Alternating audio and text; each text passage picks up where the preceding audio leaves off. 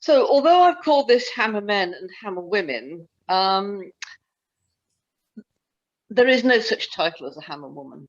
And I gave a much shorter version of this talk as the first talk that the Hammermen themselves put on over a year ago now. And I was asked then, now that you're soon going to be deacon, are you going to be looking to change the name of the Hammermen? And the answer is absolutely not. And the reason I say this is because it's such a historical thing. And all the women I know who are members, who are mostly women with connection to engineering, they're very proud to be part of the Hammermen of Glasgow. We call ourselves the Premier Craft, but we have been going since before our official seal of cause, as it's called, which was granted in 1536. There is documentary evidence that some kind of informal union of hammermen existed before we had the official seal of cause. So we were de facto an incorporation, but getting the seal of cause, which was granted by the Archbishop of Glasgow, who at that time was the Chancellor of all Scotland, gave us a certain legal status and allowed us to do things that the law could not challenge. You'll see that our coat of arms, which is a fairly modern one actually, includes a shield with a crown and a hand holding a hammer. That part of it is probably the oldest part, typical of badges of groups of hammermen anywhere.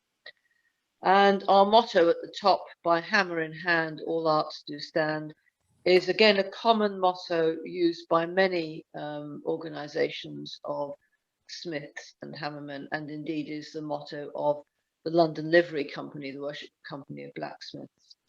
The rest of it, as you can guess, is the Glasgow coat of arms with the bird, the bell, the tree and fish, and a lot of sort of curlicues to make it look smart. Now, the reason that there was an incorporation at all, and other incorporations of trades generally, was because at that time, only people known as freemen could work their trade within a royal borough. The royal boroughs controlled a lot of things like how markets were run and who gathered the taxes and so on. And only those people who were freemen could run their own businesses in their own trades. So as well as freemen, there were also unfree men, and those might have been really unfree men like bondsmen who were not far off from being slaves. But it might also include people who we would regard as freer than a bondsman, freer than a slave, people like apprentices and journeymen. They were not entitled to operate on their own account until they had joined one of the incorporations as a master. And unlike the London livery companies, and indeed most of the guilds in England, the hammermen in Scotland, and particularly in Glasgow, was all-encompassing any of the metal bashing trades, from the very fine work done by watchmakers and jewelers and goldsmiths, through the lighter metals like tin and copper and silver, up to the heavy work of the blacksmith. But it also included things, words that have gone out of general use. So lorrimers, who were the people who made the metal work associated with anything to do with saddles and horses and animal bridle work and so on. Saddlers also, even though you might think they were leather workers, the people who were associated with saddling were often part of the hammermen. Cutlers making table cutlery.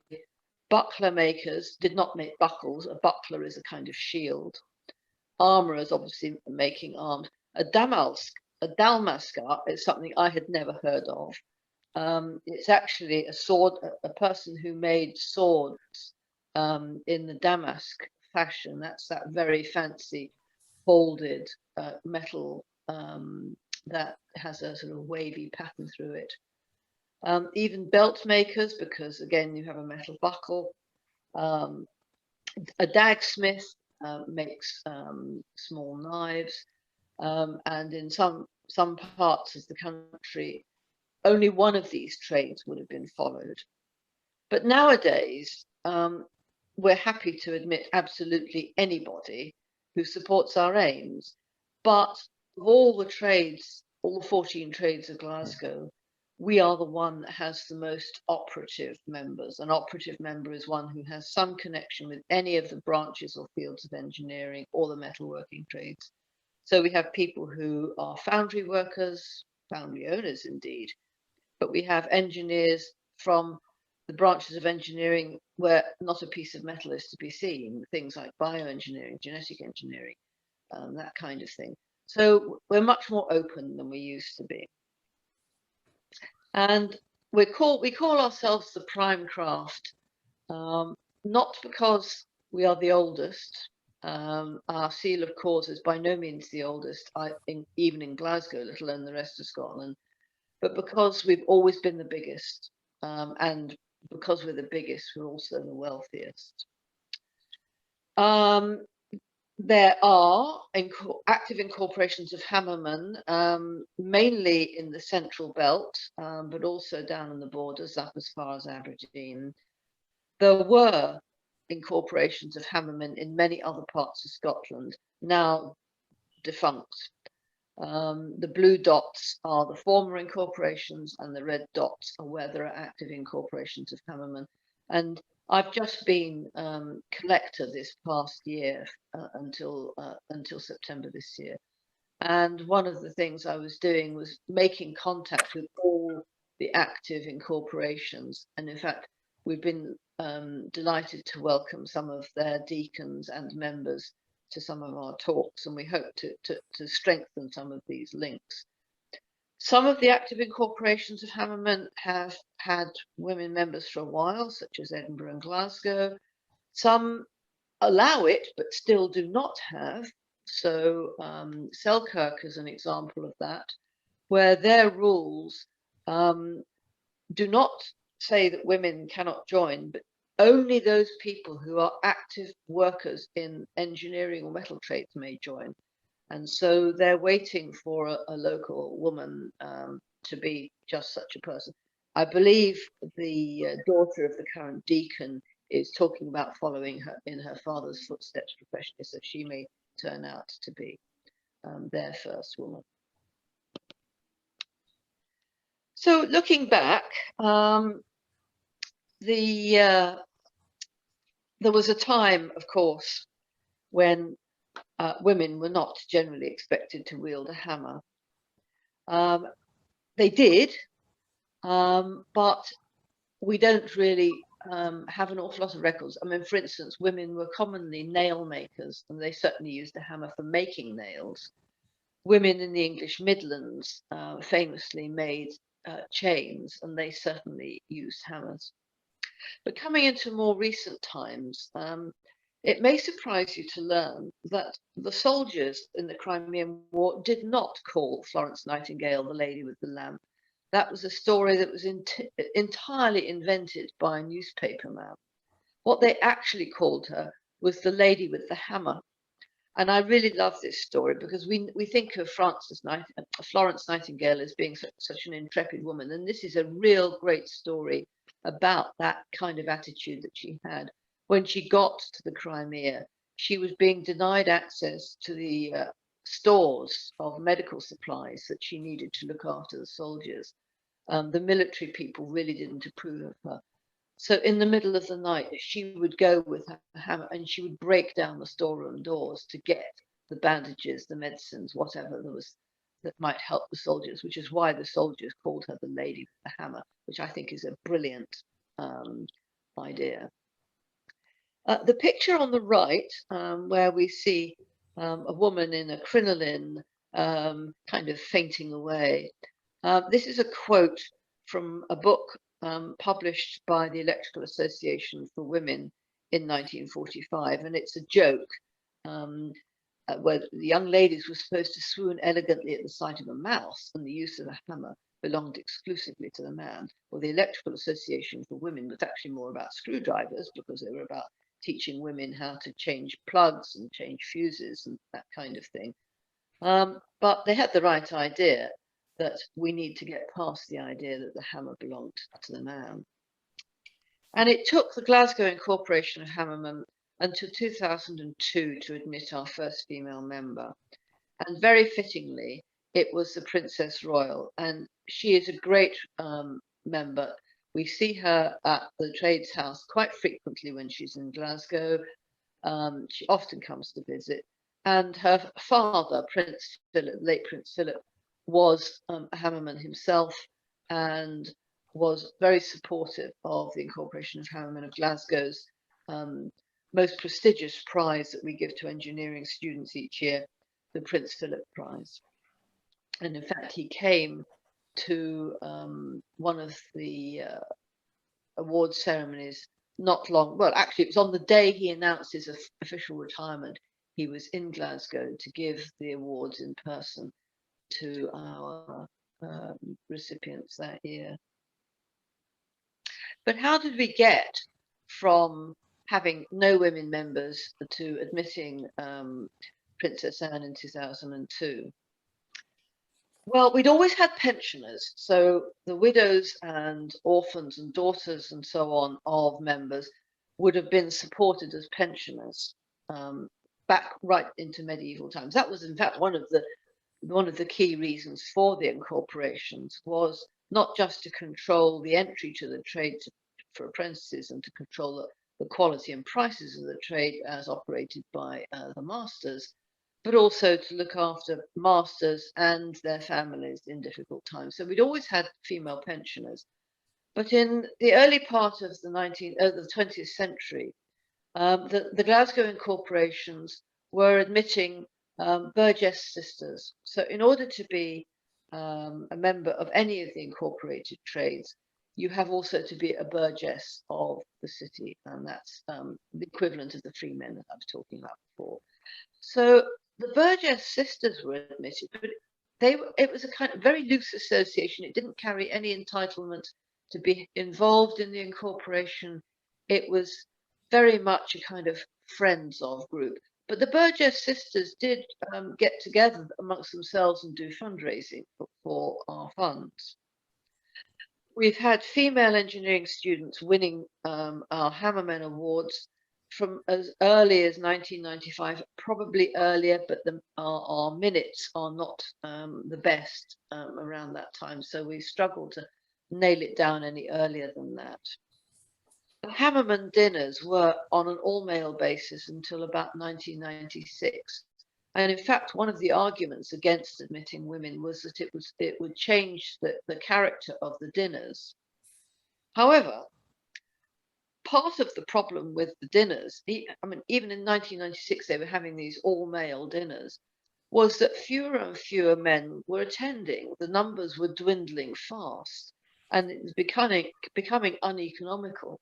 If you've ever been lucky enough to visit the Grand Hall at the Trades Hall in Glasgow, it's quite a large room, and at maximum capacity, with everybody shoulder to shoulder in the sort of pre-COVIDian type dinner, we can seat about 240 people. And in 1996, they were getting in the tens rather than the hundreds.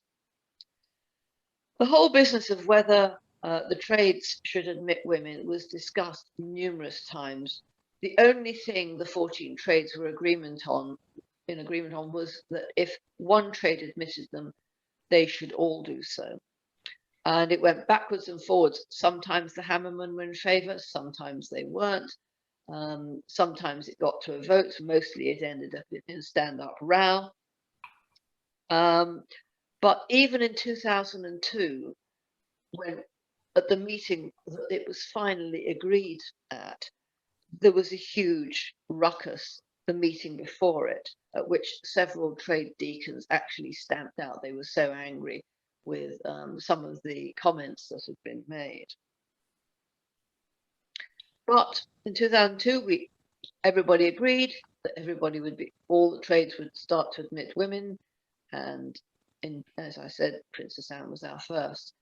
The Hammermen and the Maltmen have yet to have a woman deacon. I will be deacon this time next year.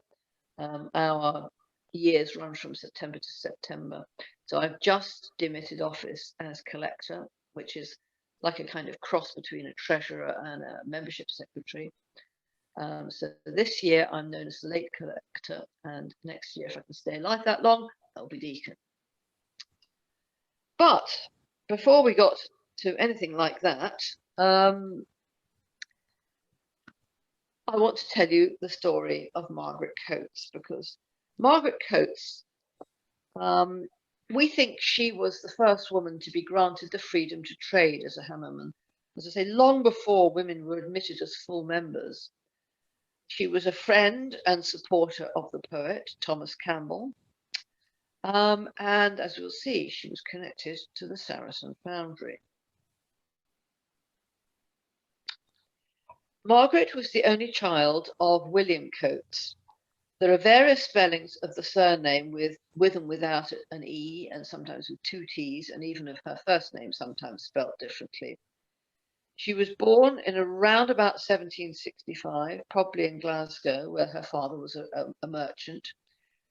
Her mother may have been a woman called Jean Jemison, but nothing is known about her, unfortunately. And we have no picture of Margaret. But this painting in the Glasgow Museum's collection of a woman shopkeeper is of the same period and probably sort of approaching the same kind of merchant class. So this might be how she might have dressed. Margaret herself never married. There seem to have been no close relatives other than her father's brothers. Her father, William, was a real pillar of the community. He was not merely a member of the Merchants' House, but in 1787 was its president and the Dean of Guild.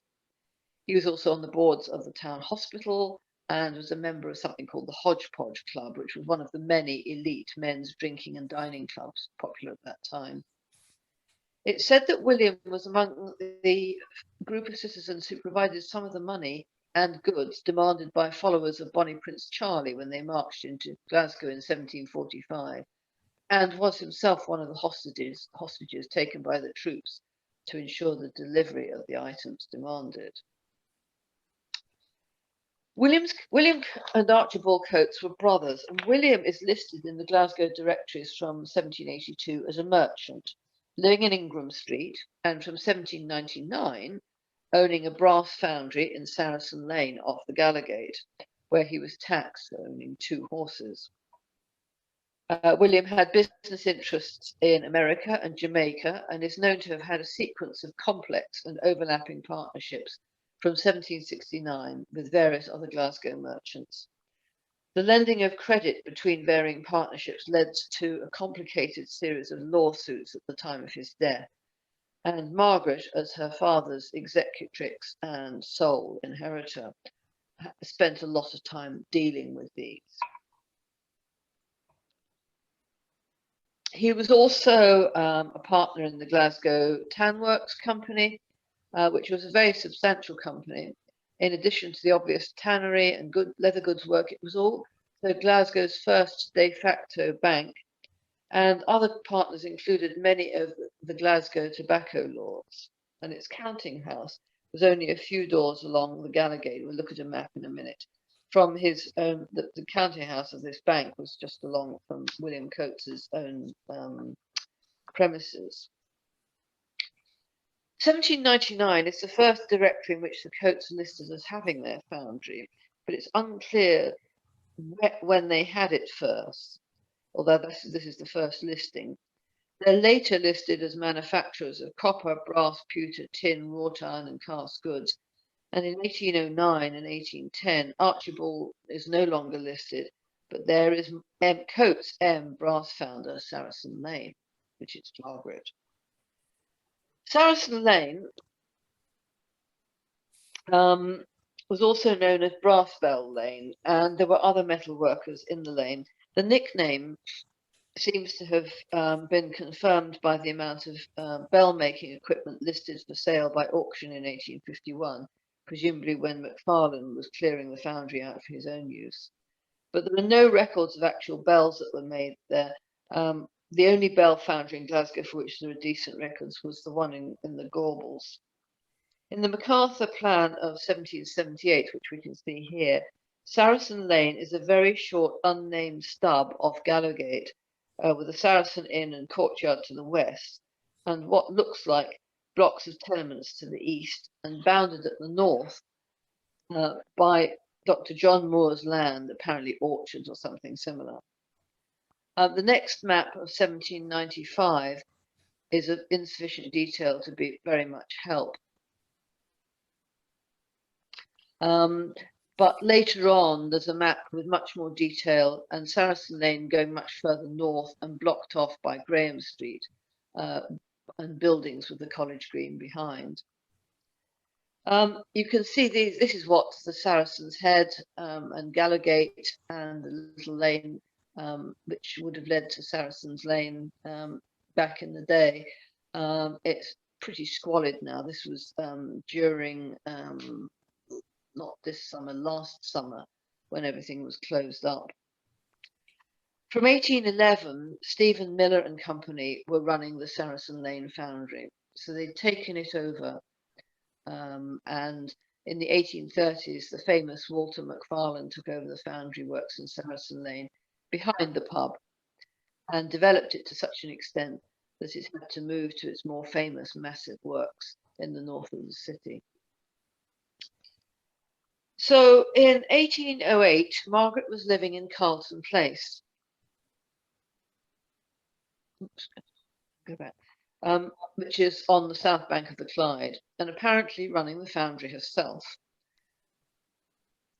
As a wealthy woman, this was an exceptionally lovely place to live, consisting of two very long, dignified neoclassical terraces for the city's elite, designed by the architect Peter Nicholson.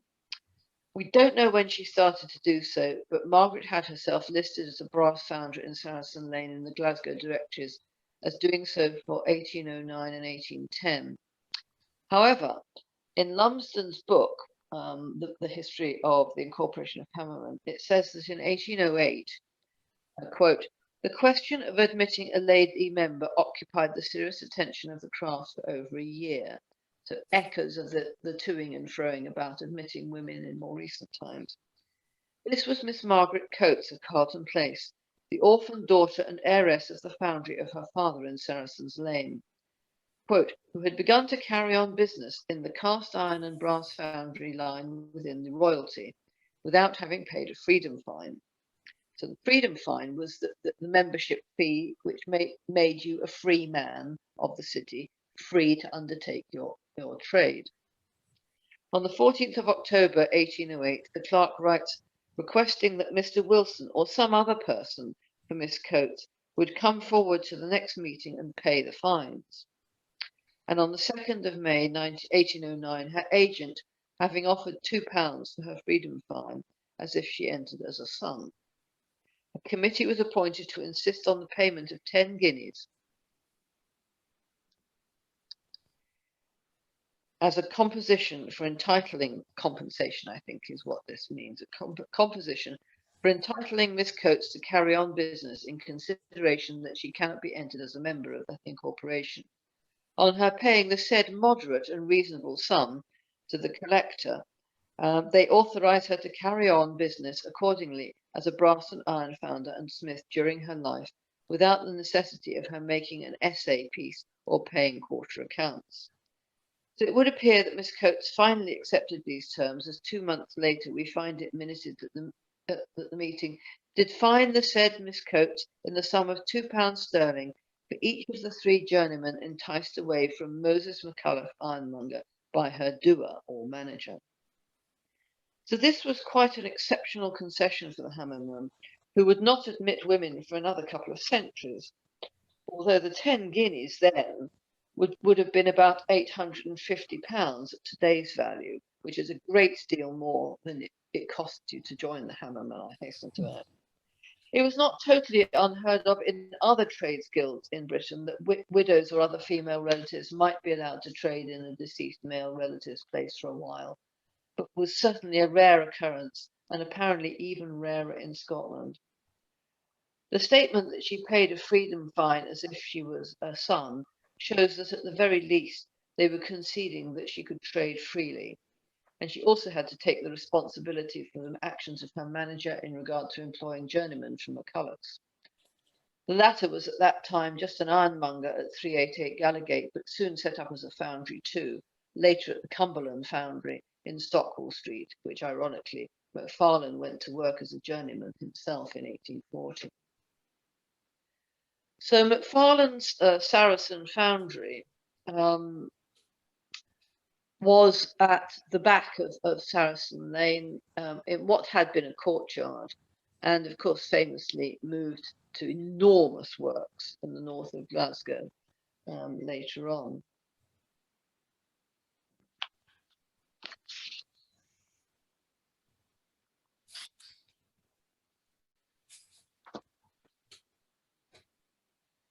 So Margaret was a patron of the poet Thomas Campbell. And we know this because in the library of Yale University, there's a collection of letters from the poet Thomas Campbell to Margaret Coates in the years 1800 to 1802.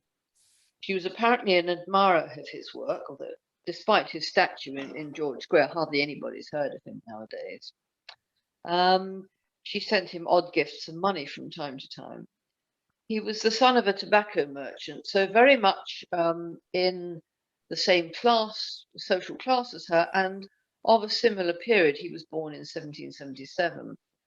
He was considered academic and artistic from an early age and had critical success with the publication of his early poem, Pleasures of Hope, in 1798. Contemporaries such as Lord Byron considered him better than Wordsworth and Coleridge, but this reputation declined even in his own lifetime, and he's now considered a somewhat minor Scottish poet. Thomas and Margaret were, as I say, from the same class, although she was a bit older, but it's not surprising that she knew him. And the letters are from a period when Margaret was apparently sending him sums of money to assist with buying books and with his travels around Europe.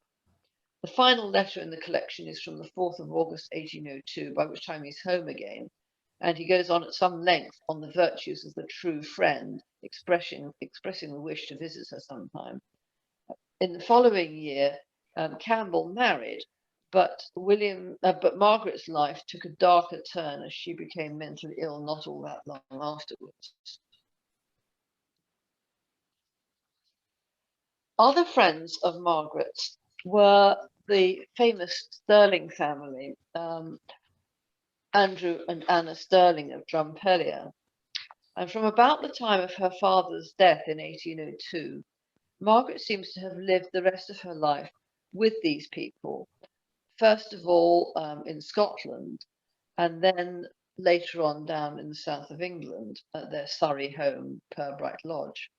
The family was one of the leading families of Glasgow at the time. They were tobacco lords and founders of the Stirling's Library. Anna Stirling was almost exactly the same age as Margaret Coates, so perhaps they had been friends from childhood.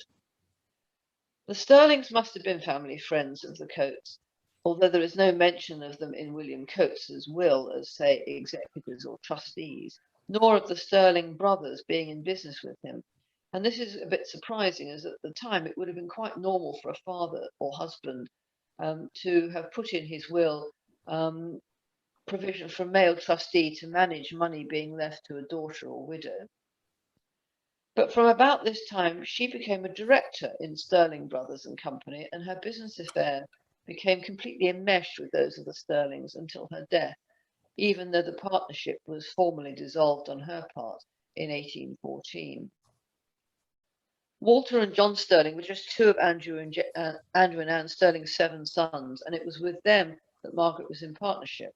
The Sterling brothers were involved in the slave trade, and they're recorded in the Legacy of Slave Trade Ownership database as having received abolition compensation for slaves in Barbados and British Guiana.